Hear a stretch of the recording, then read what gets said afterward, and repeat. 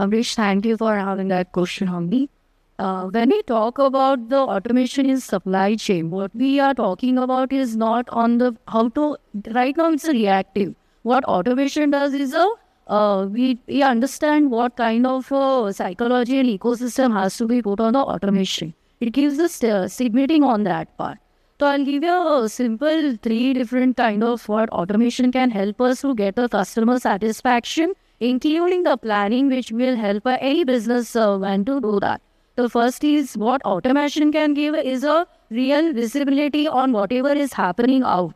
For a manufacturer, it's a very important to have the visibility, real visibility on the raw materials. Understanding the ecosystem, what is going right now, geopolitical issues, raw material prices, everything is on a roof of the top. We are living in an age when there is very uncertainty. So automation gives us a real visibility what we can do.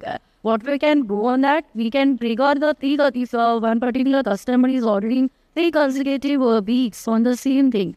Automatically planner, what can they do? They can plan for the raw material. They can highlight the production team, let's do this production can. Then there is a forecasting. There can be made a forecasting triggers. In past what we used to do in the basis of the last sales, what was the last year's sales. Now on the automation, what it can do, it can trigger not only on the last year's sales, but whatever happening all over the world. Understanding the product viability, rates, what material was customer, then seasonal behavior to that.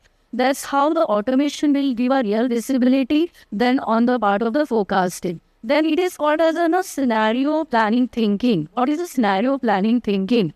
How it can give a exception costing to us.